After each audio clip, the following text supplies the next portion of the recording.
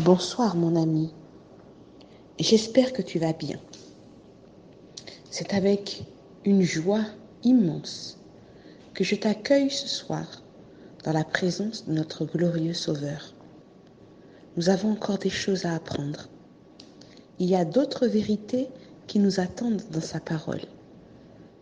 C'est la raison pour laquelle je t'invite à t'incliner avec moi alors que nous invoquons la présence du Saint-Esprit en ce moment. Prions ensemble. Seigneur éternel, toi qui es notre Père et qui as ton trône dans les cieux, nous venons humblement, Seigneur, tremblant devant ta face, parce que nous savons que tu es le Père éternel, que tu habites une lumière inaccessible. Nous savons que tu es le Dieu tout-puissant, qui peut tout faire, et que nous ne sommes pas dignes de nous présenter devant toi. Mais Seigneur, nous savons que tu te tiens avec amour auprès de ceux qui te cherchent, prêt à répandre tes grâces et à leur révéler ta volonté. Révèle-la nous ce soir alors que nous te prions et que nous avons besoin d'entendre ces paroles de vie, que nous avons besoin que nos cœurs changent, que nos situations soient résolues. Révèle-toi à nous, Père Saint, au nom de Jésus. Amen. Le texte de ce soir se trouve dans le livre de Ruth au chapitre 3, les versets 13 à 15. Passe ici la nuit, et demain, s'il veut user envers toi du droit de rachat, à la bonne heure qu'il le fasse.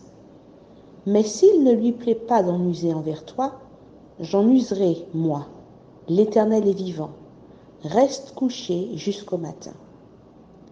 Elle resta couchée à ses pieds jusqu'au matin, et elle se leva avant qu'on pût se reconnaître l'un l'autre.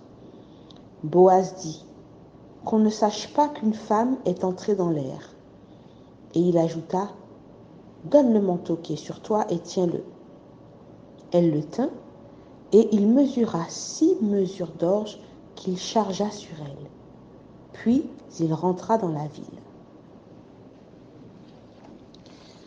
Suite à la demande de Ruth, Boaz s'est engagé à lui venir en aide. Il a fait de cette situation une affaire personnelle et prend désormais la responsabilité de la mener à son terme. C'est ainsi qu'agit Jésus avec notre salut. Une fois que nous lui confions notre situation, notre vie, il en fait une affaire personnelle. Avant de donner sa vie en rançon pour nous, Jésus a prié son Père d'une manière spéciale, entouré de ses disciples.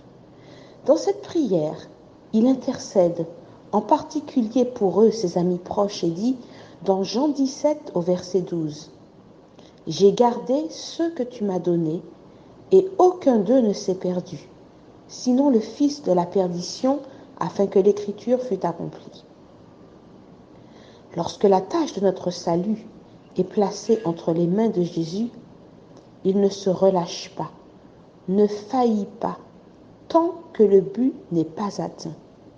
Nous pouvons donc être tranquilles et jouir de sa paix en nous reposant sur lui. Ruth n'a aucune crainte à avoir. Elle a confiance en Boaz. Celui qui se confie en l'Éternel n'a pas non plus à avoir peur. Nous constatons également les égards de Boaz à l'égard de la jeune femme. Il continue de la traiter avec bienveillance, avec respect. Il préserve son intégrité et sa réputation.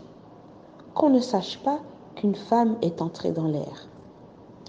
Au contraire, Boaz renvoie Ruth discrètement, chargée de bénédictions, pour qu'elle ne rentre pas à vide. Le texte d'Hébreux 4 au verset 16, Hébreux 4 verset 16 nous dit « Approchons-nous avec assurance du trône de la grâce afin d'obtenir miséricorde et de trouver grâce pour être secourus dans nos besoins. » S'approcher de Dieu dans cet état d'esprit ne nous assure donc pas uniquement un apaisement et une consolation ponctuelle. Dieu, tout comme Boaz, ne nous renverra pas à vide.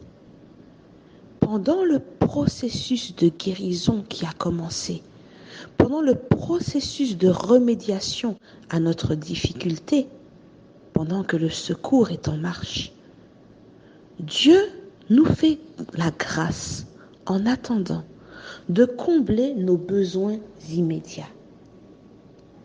D'une entrevue nocturne avec notre Père Céleste, c'est-à-dire d'une rencontre dans la prière secrète et l'étude personnelle de sa parole, nous recevons la promesse indéfectible de son secours.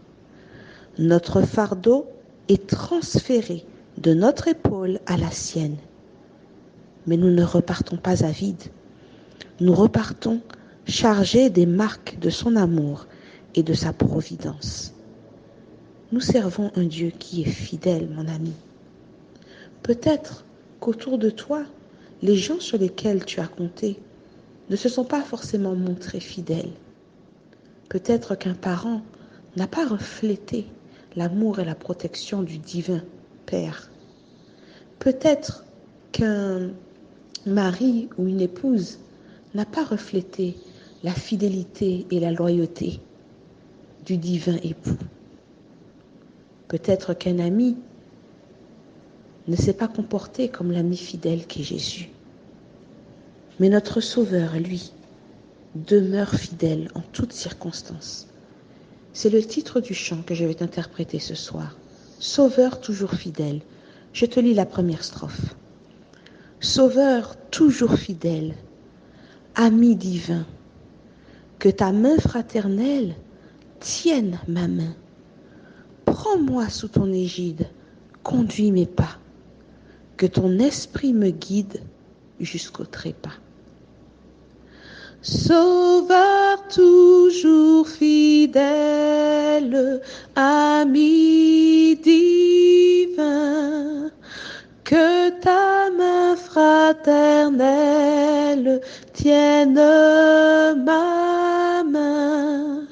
Prends-moi sous ton égide, conduis mes pas, que ton esprit me guide jusqu'au trépas. Dans les jours d'allégresse ou de douleur, Seigneur, dans ta tendresse, garde mon cœur. Ta divine clémence, jour après jour, me donne l'assurance de ton amour. Si quelques noirs nuages voilà mon cœur, ton adorable image, ô mon Sauveur, ma prière fervente monte vers toi, et ta voix consolante me dit, c'est moi.